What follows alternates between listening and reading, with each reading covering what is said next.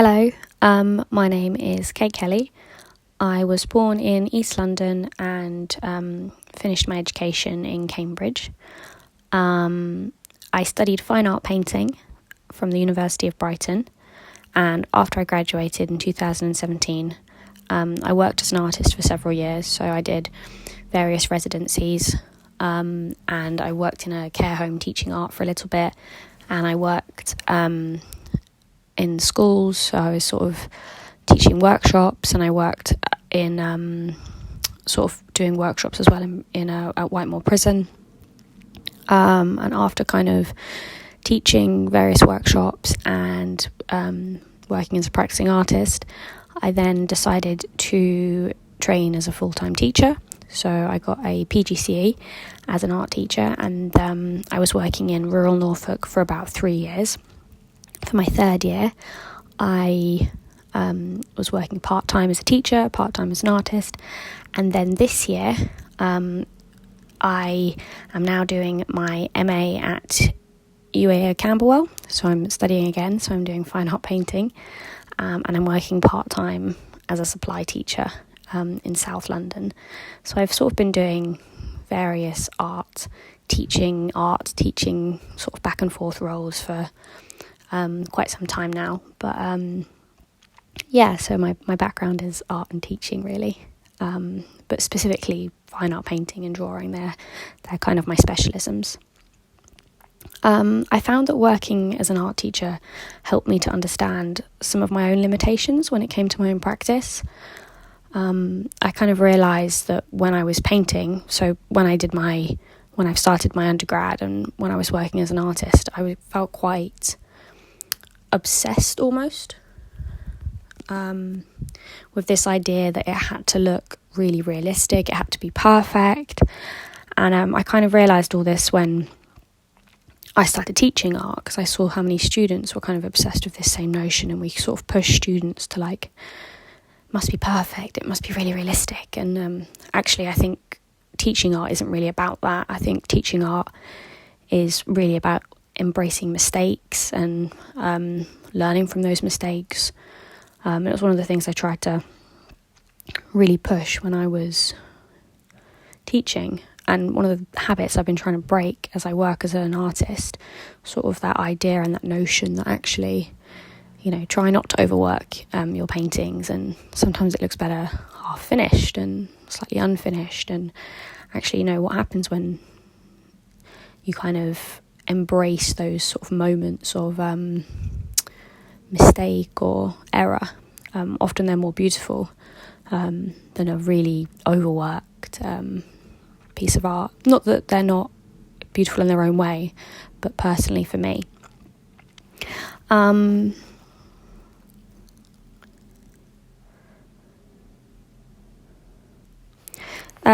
So my paintings and my work are heavily influenced by feminism and feminist theory, and I grew up in a feminist household, so we had lots of books around, and there was lots of paintings and art all over the house.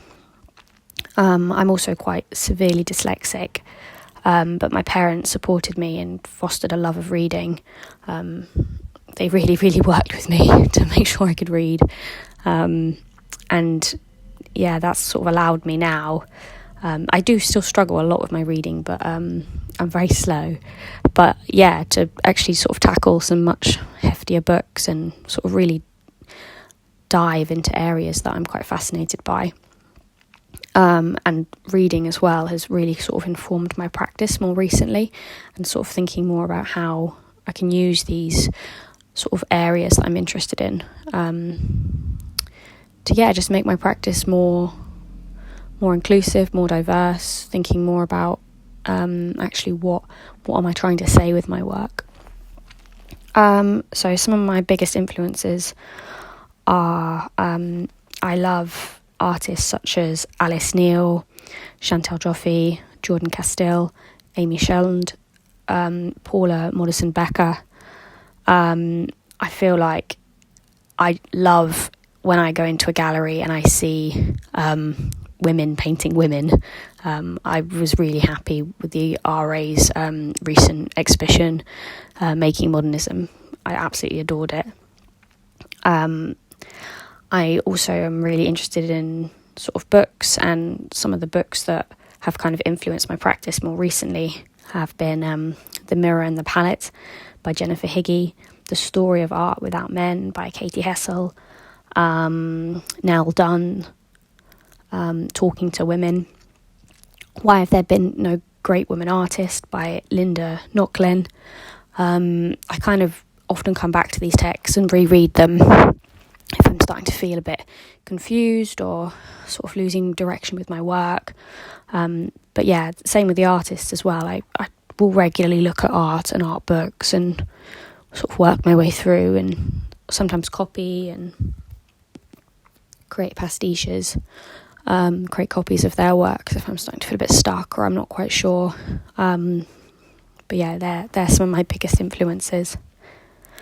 So yeah, at the moment I am completing my master's at UAL Camberwell. So my work is kind of exploring, a reoccurring theme of my work is the female gaze.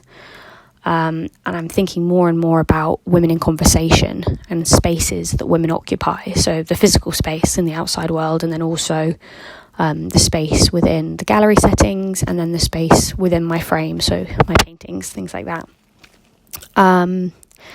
So I've been sort of creating paintings and drawings of women speaking, women talking, women staring out directly at the viewer, so they've got quite a confrontational gaze, so they're really looking at you.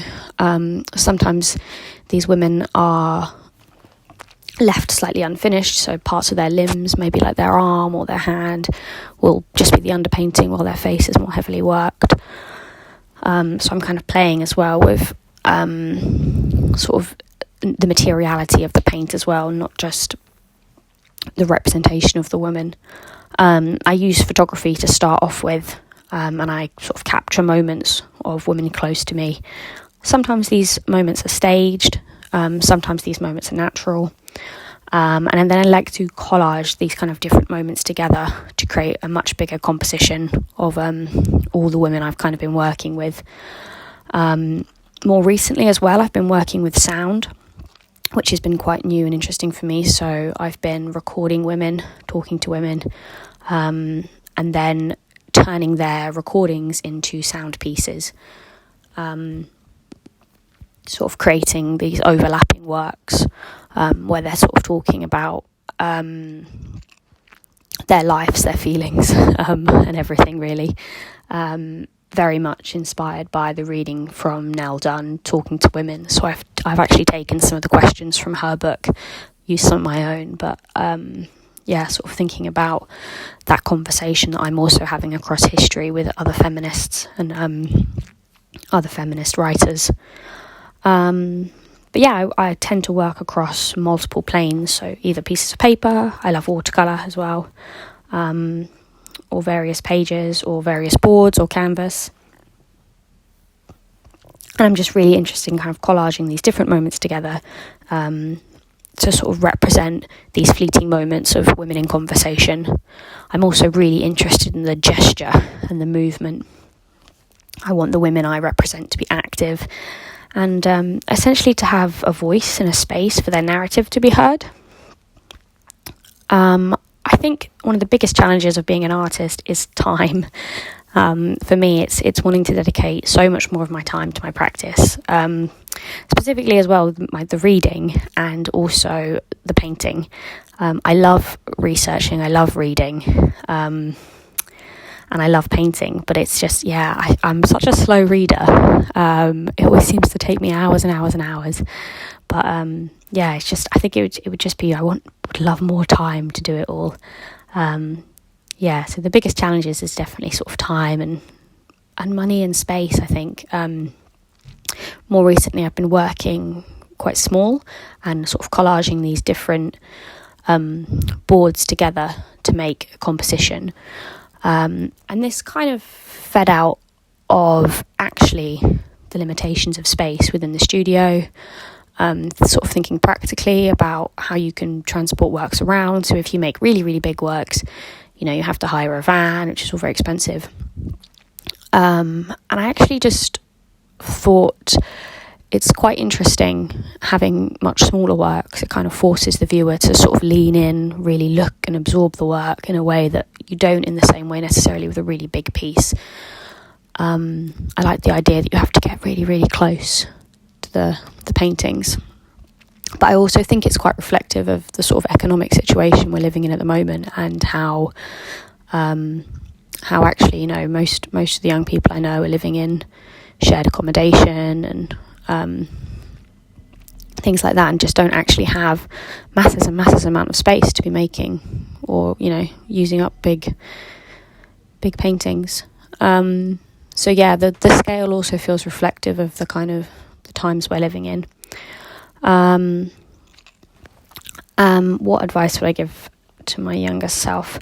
It would definitely be to loosen up and embrace mistakes. I feel like it has taken me years and years and years and years to sort of undo my own art education from when I was at school.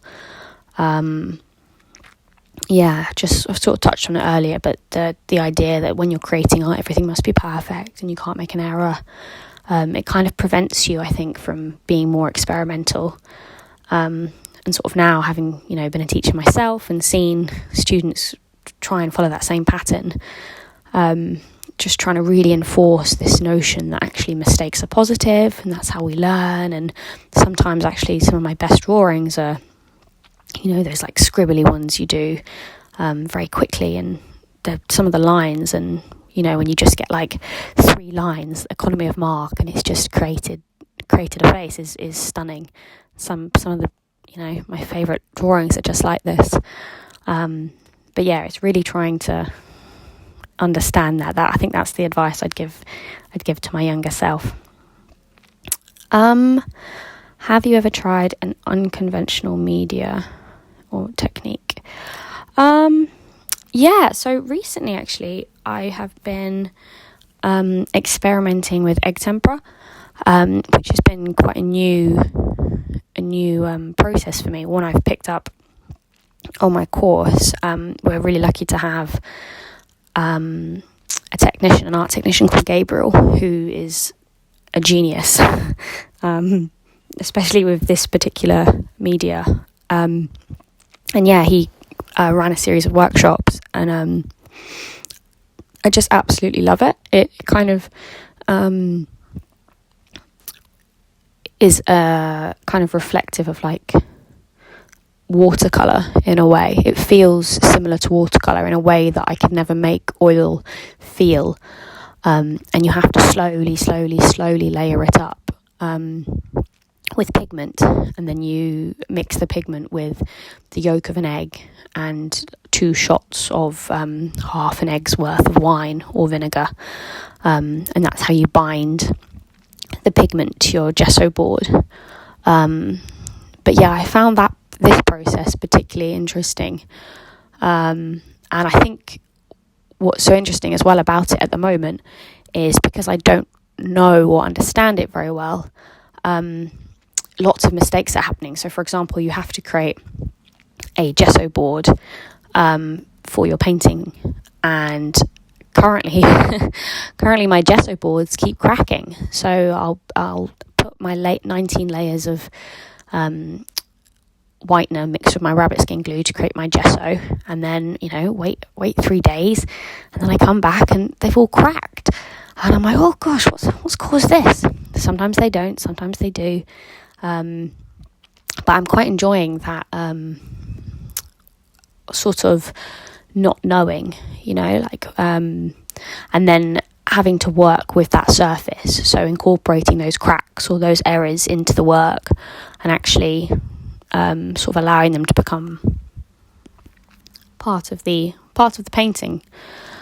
So egg tempera I think is the sort of most interesting and sort of unconventional medium I've used so far. Do you listen to music or have any other type of noise while you work. I often listen to music, so I love Florence and the Machine and First Aid Kit, Billy Bragg, kind of folky, sad music. And if I'm not listening to music, I tend to listen to audiobooks or feminist lectures from YouTube. I'm currently listening to White Teeth by Zadie Smith, and I'm also listening to The Baby on the Fire Escape by Julie Phillips. But yeah, I kind of flip between. I've also had various other books on the go, but it's either music normally or a good audiobook. What's the best reaction someone has had to your artwork? I think the best reaction is when someone looks at my work and they really see elements of the person I'm representing. So, for example, if I paint one of my close friends, and then another close friend comes and looks at the work and they really see them, I think that's when it's special. I think when they can actually notice parts of that person, and it doesn't necessarily need to be a perfect photographic representation, it can be just a sort of scribbly mess, but I love it when a person can feel that other person's energy or a quality of them. I think that's when I've really hit something. That's when it's really special. What do you hope people take away from your artwork?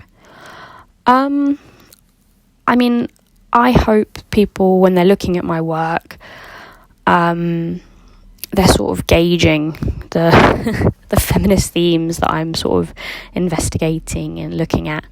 I hope people kind of maybe think about a bit more how women sort of occupy space, how there's a real need for space and for women to have exhibitions and space representation in galleries, things like this.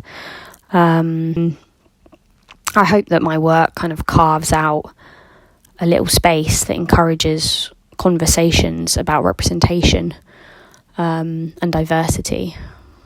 I think that's really important. It's just, I really hope my work kind of opens up a dialogue. But yeah, I hope this was okay, and thank you.